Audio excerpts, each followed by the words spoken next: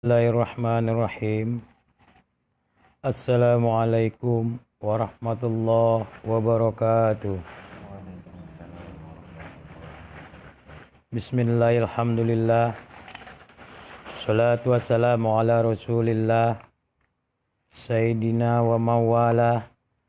La hawla wa la quwwata illa billah. Amma ba'du. Subhanaka la ilma lana illa ma 'allamtana innaka antal alimul hakim. Rabbi israh li sadri wa yassir amri wahlul 'uqdatam min lisani yafqahu qawli. Puji syukur kehadirat Allah Subhanahu wa taala yang telah melimpahkan rahmatnya, karunia-Nya, kasih sayang-Nya, dan kesempatan yang diberikan kepada kita sehingga pada malam hari ini kita bisa bersama kembali. Selawat dan salam kita hadiahkan kepada junjungan kita baginda Nabi besar Muhammad sallallahu alaihi wasallam. Allahumma shalli ala sayyidina Muhammadin. Tuan dan puan-puan, pada malam hari ini saya lanjut pengajian kita untuk kitab Tanwir Qulub.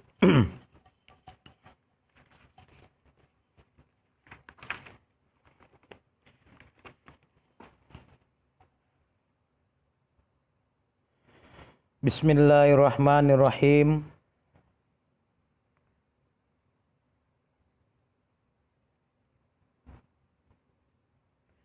Berkata Syekh Abul Hasan rahimahullah, terlebih banyak menghijab makhluk, terlebih banyak menghijab makhluk daripada Allah Ta'ala, bersangat menghijab,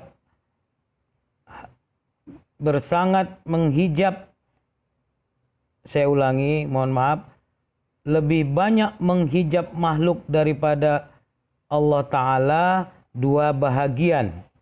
Pertama, pekerjaan rizki. Kedua, takut kepada makhluk. Tuan-tuan dan puan-puan, di sini dijelaskan yang menghijab kita kepada Allah Ta'ala itu ada dua bahagian. Jadi yang mendindingi awak kepada Allah Ta'ala itu ada dua bahagian. Yang pertama itu pekerjaan dalam mencari rizki. Yang kedua, pandangan makhluk. Jadi dua perkara inilah yang menghalangi awak kepada Allah Ta'ala. Kenapa rupanya? Bagaimana? Mungkin saya bisa lanjutkan.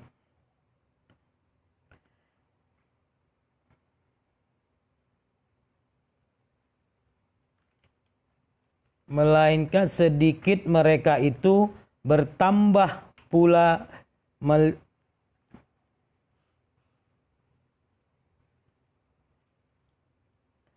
dan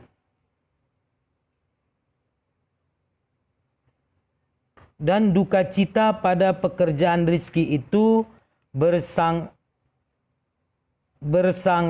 menghijab hati, karena yang demikian itu bahwa banyak hamba Allah Ta'ala hilang daripada takut pada pekerjaan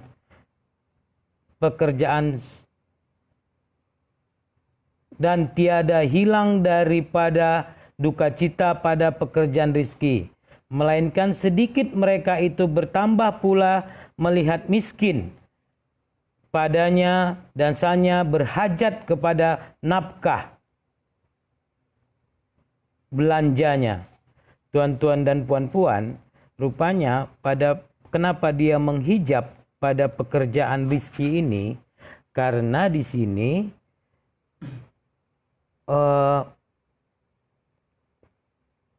ada berhajat pada nafkah. Maksudnya begini tuan-tuan. Ketika kita bekerja, ketika kita ini kan makhluk, kalau dibilang itu kan harus mencari nafkah. Kalau istilah kerennya itu apa bahasanya ya? manusia itu harus survive. Survive itu apa namanya ya? Intinya kita ini hidup ya harus hidup untuk makan, bagaimana dapat makan dan mencari nafkah. Yang ada di kepala semua kita ini kan itu. Nah, jadi berhajat kita itu untuk mencari nafkah. Jadi ada hajatnya. Artinya kita bekerja itu ada niat, ada harap untuk mencari nafkah. Setelah nafkah itu dapat, itulah untuk kehidupan. Itu yang pertama. Yang kedua, orang yang bekerja itu terus bekerja.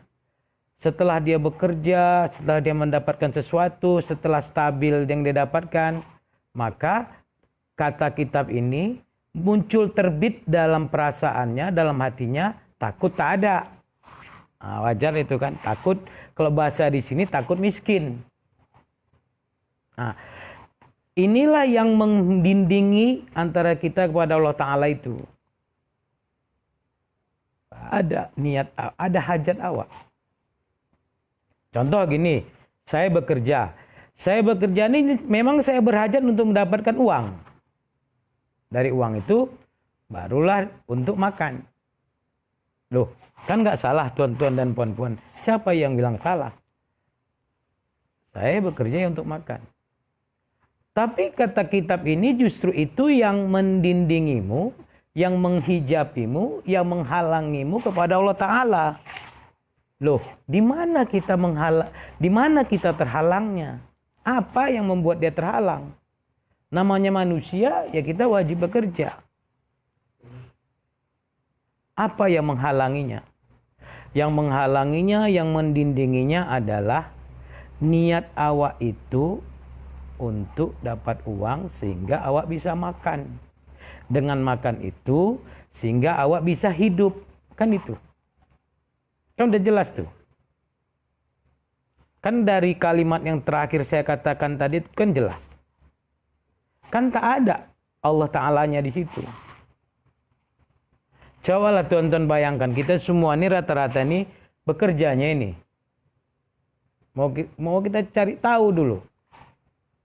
Kenapa dibilang kitab ini salah satu yang menghijabmu, yang mendindingimu itu adalah perkara atau hal pekerjaan. Kan udah dapat tuh kan? Saya bekerja bukan karena Allah Ta'ala, kan jelas. Saya bekerja mencari uang dan berhajat, berharap, berniat ataupun apa namanya untuk mendapatkan hasil, dari hasil itu untuk makan. Coba kita intip perasaan kita yang sudah bekerja ini. Coba kita turun pelan-pelan melihatnya.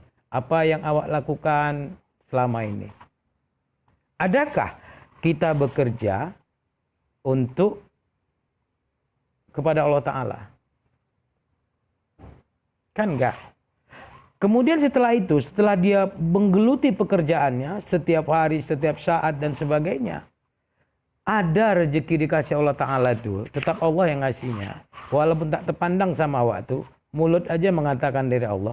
Terus-terus bekerja stabil awak, ada penghasilan awak.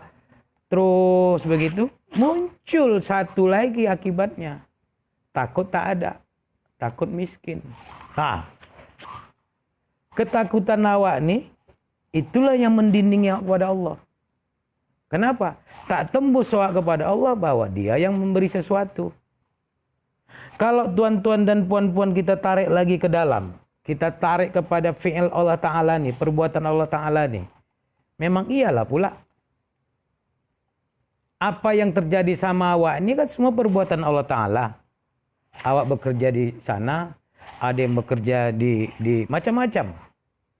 Ada yang jadi guru, ada yang menukang, ada yang bekerja di bengkel, ada yang di pabrik, ada yang di pemerintahan, ada yang di mana-mana. Itu kan perbuatan Allah Ta'ala. Karena hajat tadi, karena niat tadi memang, aku manusia memang harus bekerja dan cari makan. Itulah yang, itulah yang terlewat dari awak tuh, terlalai dari awak tuh. Nanti mulailah terpandang itu tuan-tuan dan puan-puan. Loh, orang aku yang bekerja, tenaga-tenagaku, akulah yang mengaturnya. Mulai. Apalagi pekerjaan itu dikatakan memang sukses. Atau memang kita bekerja memang betul bisa kita dapat uang. Kita berdagang memang orang beli dan dapat uang. Muncul. Jadi pada proses pekerjaan yang mendindingi awak ini kepada Allah itu, proses yang awak lakukan sesungguhnya itu adalah proses tuan-tuan dan puan-puan,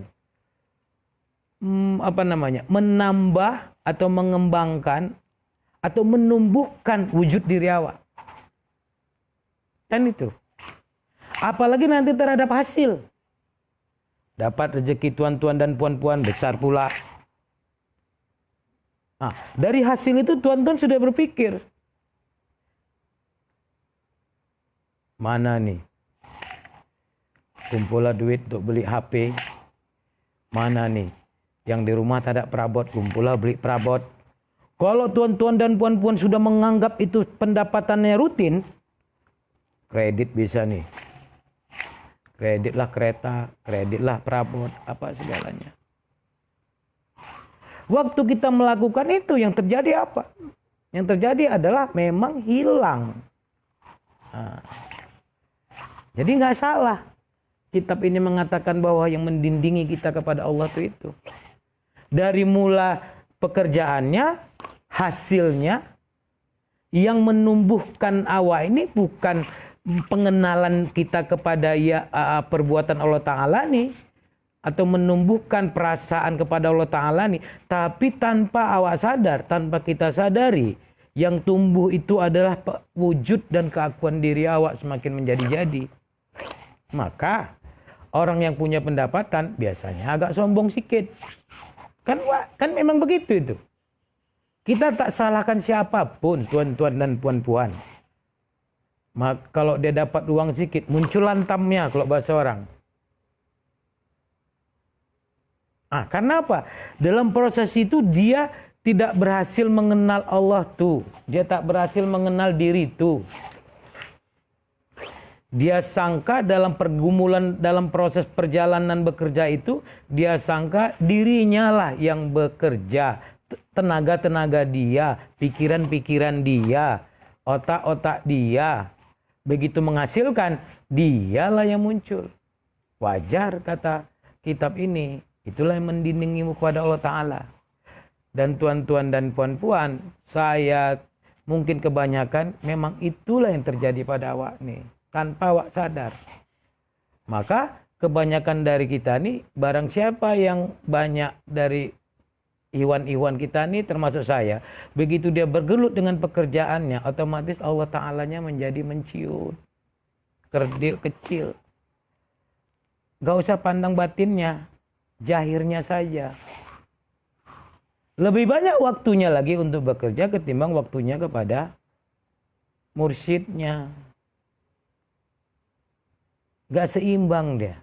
Lebih banyak dicurahkannya hati, pikiran, perasaannya, bahkan tenaganya. Sehari itu yang dimenangkannya adalah untuk itu. Wajar, menjadi satu kewajaran lah. Enggak pahamlah kita bahwa itu pekerjaan itu adalah bagian daripada perbuatan Allah Ta'ala. Tak paham-paham melawak itu. Pergi pagi pulang sore, capek nih badan. Kadang pun ngaji kita, awak pala-palai kadang ngaji. Awak pala-palai kadang jumpa guru awak. Ketika jumpa badan pun sudah letih. Konsentrasi pun kurang. Cukup waktu pulang. Kalau kita koreksi, kalau kita intip, kalau kita bermuraqabah kepada diri sendiri ini. Loh, kontenku kok begini? Loh, aku kok nggak kuat kepada Allah Ta'ala nih? Loh, apa yang terjadi sama aku nih kok menjadi aku bisa berkuasa terhadap hal ini? Udahlah awak lemah. Dalam pada Allah nih. Yang jelas terdindingnya adalah kesimpulannya itu tak nampak awak bahwa itu perbuatan Allah Ta'ala dalam bentuk awak bekerja. Tak nampak tuan-tuan dan puan-puan. Jadi tak nampak dia. Kan nggak ada satupun apa yang terjadi sama awak ini selain Allah Ta'ala yang buat. Tak nampak. Yang nampak adalah menguatnya wujud diri awak. Nah, wujud diri awak itulah yang menghalangi awak pada Allah Ta'ala ini. Terus awak pakai surawak. Ada duit awak pakai surawak. Kalaupun ada rezeki awak atur. Awak sedekah sama siapa? Awak sedekah sama sana. Awak atur tuh. Wah, begitu yang nggak ada kebutuhannya, dibuat jadi butuh. Nah, segala energi, segala upaya itu diperuntukkan, misalnya awak bekerja nih, diperuntukkan untuk awak. Kusuk awak, minum vitamin awak. Hal-hal ini diperuntukkan untuk awak nih, untuk apa? Untuk supaya awak bekerja besok bisa fit. Nah, jadi semua hasil ini, begitu kita nggak kenal, semua hasil ini diarahkan untuk itu. Allah buat begitu. Aduh, mohon maaf. Allah buat begitu. Alangkah terlalai dan terlupanya awak nih.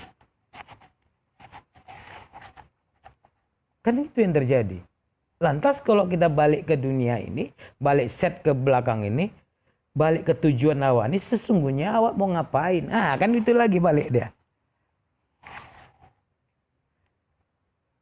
Nah, kalau kita waktu nggak ada uang, tawaduk kita. Nafsu itu pun tahu dia. Apa begitu dikasih Allah? Maka tuan-tuan dan puan-puan, bagaimana kita memahami, memaknai, mengenali diri ini melalui apa yang kita lakukan, itu sangat penting sekarang ini.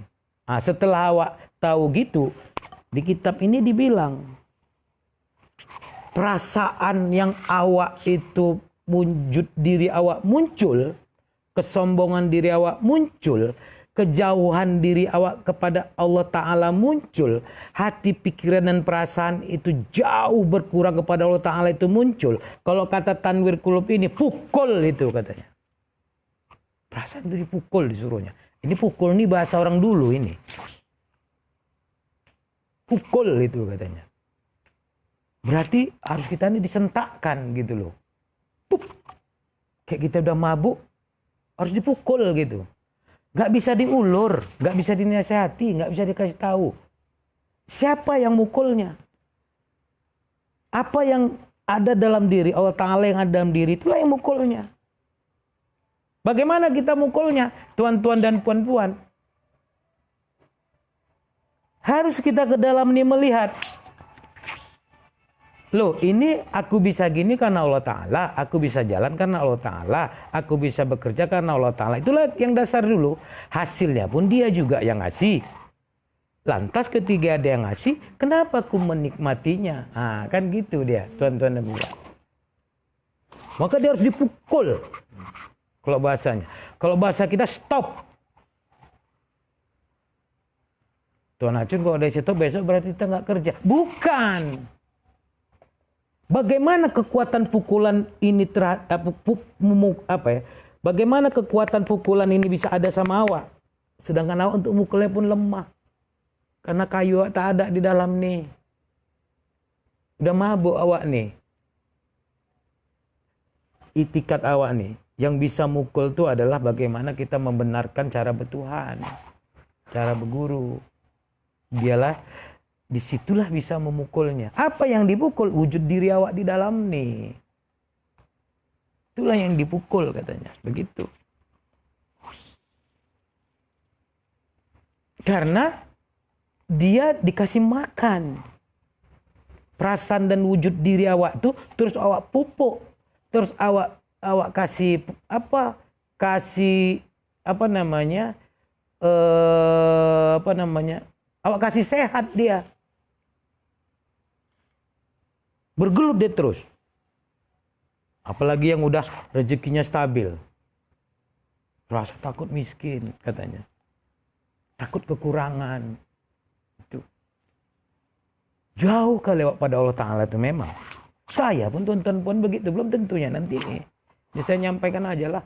Kalau kena pun pada saya, udahlah saya merasakannya ya kan. Tapi kita sama-sama lah berdoa untuk bagaimana bisa memukulnya. Kalau tidak itu dipukul, yang terjadi adalah Kayak kita nanam buah tuh, tambah subur. Wujud diri tambah menguat.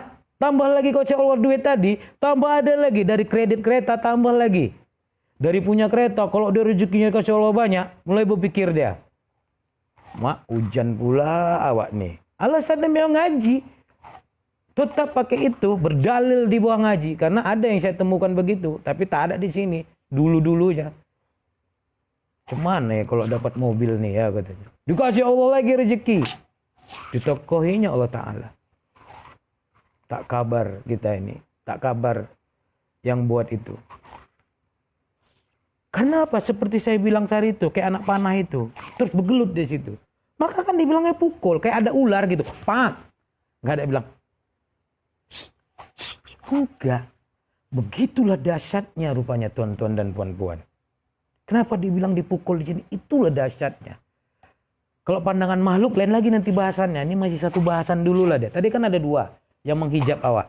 Satu pekerjaan mencari rezeki ini. Satu lagi pandangan makhluk. Pandangan makhluk nantilah dulu. Itulah dulu. Begitu kita sudah melejit, begitu tak pukul katanya. Saya pun nggak bisa menjelaskan pukul itu apa. Mungkin dalam perasaan tuan-tuan dan puan-puan pahamnya itu. Berarti artinya apa? Nggak bisa dilus-elus. Sarah nggak mampu tuan. Kalau kau ada rezeki, kau keluarkan 2,5%. Naik lagi, kau keluarkan 10%, kau keluarkan 20%. Apa yang terjadi orang dengan keluarkan 2,5%? Apa coba? Kuatnya kepada Allah Ta'ala. Itu kan syaratnya. Kuat. Makin ngitung iya. Apa yang dimunculkan waktu itu? Wujud diri baru apa yang muncul waktu itu? Takut dia kalau nggak ada lagi rezekinya. Dia ambil rezeki itu karena ketakutannya. Saya sudah lakukan itu. Sudah terjadi dalam pengalaman saya. Sekarang belum tentu betul nih saya nih kan. Tapi itu dia. Jadi nggak ada tempo. Tuan-tuan dan puan-puan. Nggak ada tempo. Kalau enggak, banyak pengalaman kita ini. Jauhlah tuan-tuan dan puan-puan kepada Allah Ta'ala nih. Orang dikasih nikmat, orang dikasih rezeki lebih. Ataupun apa, jauh. Tunjuklah pada saya. Kalau itu benar nggak dipukul, dielus katanya, tentunya banyak kepada Allah Ta'ala nih. Ini enggak, makin jauh. Dikasih tuan guru dia kelebihan. Begitu ada dia kelebihan, dapat dia. Gurunya pun lawannya banyak. Misal, makanya tegas di sini, pukul. Apa yang dipukul itu? Wujud diri. Siapa yang bisa mukulnya? Siapa yang bisa membantu untuk memukulnya? Iktikat awak ini. Kalau tadi awak kerahkan hati, pikiran, dan perasaan, tenaga, tercurah. Bahkan kita dipakasih suplemen, kasih apa. Untuk pekerjaan itu. Inilah yang mau dialihkan. Maka tuan-tuan balik ke balik juga. Kalau hati dan kalau kita tidak kuat niat kita kepada Allah Ta'ala. Tak bisa.